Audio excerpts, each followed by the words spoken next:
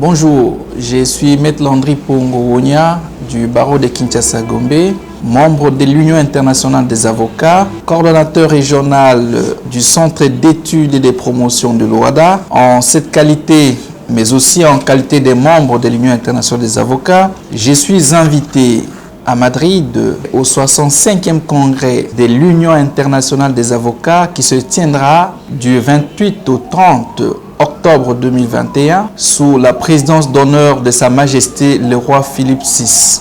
J'aurai une intervention qui sera axée essentiellement sur l'épineuse question des immunités d'exécution des organismes et entreprises publiques. Cette question, en effet, sera abordée sous un angle purement pratique, c'est-à-dire empirique, jurisprudentiel, à la lumière des arrêts de la CCJA. J'ai décidé de pouvoir intervenir sur invitation du président de l'Union internationale des avocats sur cette question d'immunité, sachant qu'elle fait couler encre et salive. Les immunités d'exécution, par définition, c'est une faveur exceptionnelle que les législateurs de l'OADA accordent à certains débiteurs pour que ces derniers ne puissent pas faire objet d'exécution forcée en raison de leur statut. L'article 30, en effet, de l'acte uniforme qui porte organisation des procédures simplifiées de recouvrement et de voies d'exécution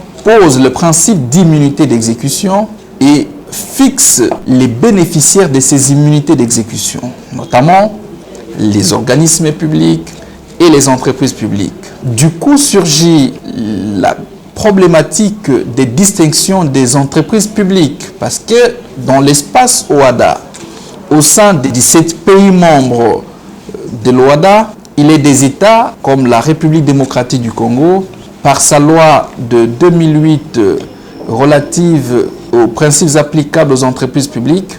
Cette loi prévoit que certaines entreprises publiques seront transformées en sociétés commerciales et ces sociétés prennent l'une des formes de l'OADA qu'on appelle SA, c'est-à-dire société anonyme. Et une question se pose. Ces entreprises publiques, à l'instar de la Régie des eaux, à l'instar de la SNEL et tant d'autres entreprises, peuvent-elles faire l'objet d'une exécution forcée? Bénéficient-elles d'immunité d'exécution? Leurs biens sont-ils insaisissables? Toutes ces questions taraudent non seulement les têtes des scientifiques, mais également des praticiens de droit. Nous devons en effet préciser une chose, les immunités d'exécution se distancient plus ou moins de l'insaisissabilité.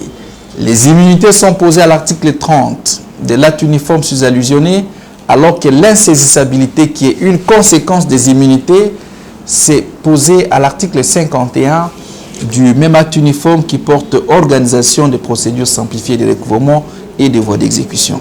En effet, la CCJA, à travers certains arrêts, au-delà de 20, s'est prononcée sur cette question d'immunité d'exécution, mais ici, nous n'allons aborder que quelques arrêts phares qui ont constitué ce qu'on peut appeler une évolution notable, mais que d'aucuns considèrent comme une espèce de revirement jurisprudentiel. Le premier arrêt phare auquel on peut faire allusion de la Cour commune de justice et d'arbitrage, c'est l'arrêt appelé l'arrêt Togo Télécom.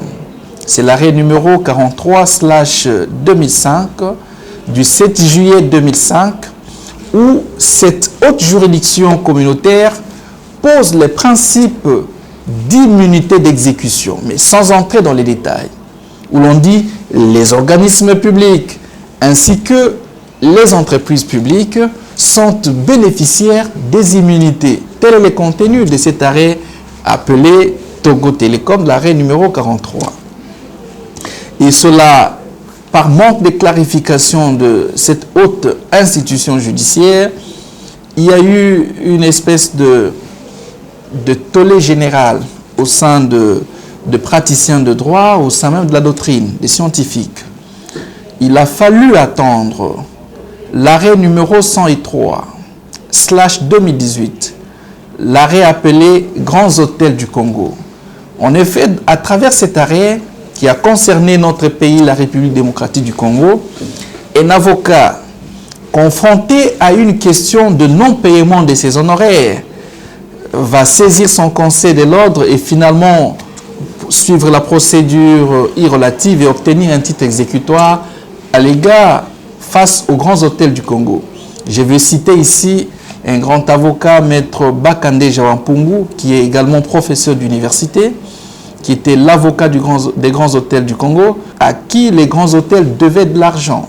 Bénéficiant de ce titre exécutoire, Maître Bakandeja a opéré une saisie attribution sur les avoirs des grands hôtels. Celle-ci, en effet, cette société anonyme, va saisir en contestation et en main levée le tribunal de commerce de Kinshasa-Gombe pour entendre de celui-ci la main levée. Et ce tribunal, en effet, va décider de pouvoir ordonner la main levée, prétexte pris ou raison, motif pris du fait que l'État congolais a au sein de la société Grands Hôtels du Congo SA 50% de parts. Et donc, pour les Grands Hôtels du Congo, cette société est une entreprise publique qui doit bénéficier des immunités d'exécution, tant il est vrai que l'État a des avoirs au sein de ces sociétés. Maître Bakandeja, non content de cette décision, va interjeter appel devant la cour d'appel de Kinshasa-Gombe. Celle-ci va confirmer les termes de la décision prise par le juge du premier degré. Et finalement, il va se pourvoir en cassation devant la Cour commune de justice et d'arbitrage. Et à ce niveau, la Cour commune de justice et d'arbitrage était confrontée à une question évidente. La clarification des immunités ou non à accorder à une société de droit privé, les Grands Hôtels du Congo, au sein de laquelle l'État a 50% de parts.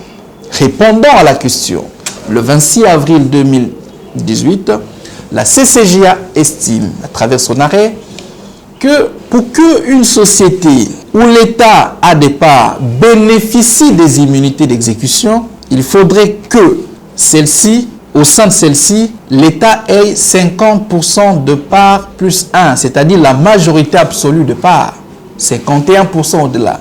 Ça, c'est le principe, ça, c'est la motivation de la CCJA. Et étant donné que, au sein de la Société Grands Hôtels du Congo, l'État n'avait que 50% de parts, et tirant les conséquences de cette évidence, la CCJA va annuler la décision de la Cour d'appel de Kinshasa-Gombe, la décision du tribunal de commerce de Kinshasa-Gombe également.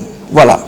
Et là, nous voyons clairement que nous sommes allés d'un pas de géant, de l'arrêt Togo Télécom à l'arrêt Grands Hôtels du Congo. Le 20 mai 2020, dans l'arrêt 161/2020, la CCJA amènera une espèce d'évolution dans ses prises de position en rapport avec cette problématique d'immunité d'exécution.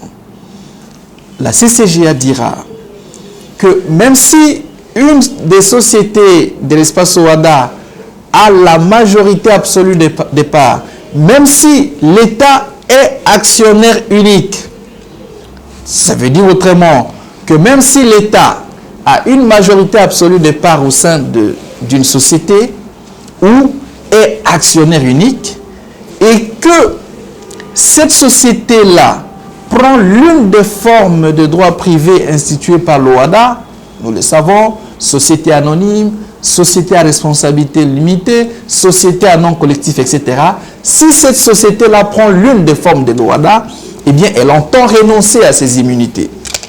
Et voilà encore une évolution très notable sur cette question d'immunité d'exécution. Ça veut dire autrement que les sociétés telles que la SNEL, la Régie des eaux et tant d'autres sociétés qui ont été, où l'État est actionnaire unique, transformées en sociétés commerciales, prenant la forme de sociétés anonymes, toutes ces sociétés entendent ou ont entendu renoncer à leurs immunités et donc peuvent faire objet d'exécution forcée sur leurs avoirs. De façon un peu plus claire et clarifiée, nous disons que ces sociétés où l'État est actionnaire unique et qui sont dans les secteurs marchands et qui prennent l'une des formes de l'OADA, ces sociétés-là n'ont pas d'immunité. Cet arrêt du 20 mai 2020 a été également entériné par deux autres arrêts, notamment l'arrêt numéro 356 et 368, les deux arrêts prononcés le 26 novembre 2020, ainsi que l'arrêt du 20 décembre, voulais-je dire, 2020, tous ces arrêts, de la même manière, il y a comme une espèce de constance jurisprudentielle sur la question, pose le principe d'immunité, bien sûr, mais il est entendu que dès lors qu'une société a pris l'une des formes de l'OHADA, eh bien, cette société-là, même si l'État est actionné colloque, et cette fois-ci, nous avons une aubaine savoureuse à Madrid de pouvoir porter notre voix dans ce dialogue des civilisations juridiques où nous serons confrontés, nous serons en face de tous les avocats du monde, États-Unis, Chine, Australie, République démocratique du Congo et tant d'autres pays. Nous allons porter la voix de l'OHADA, nous allons amener l'évolution de cette question.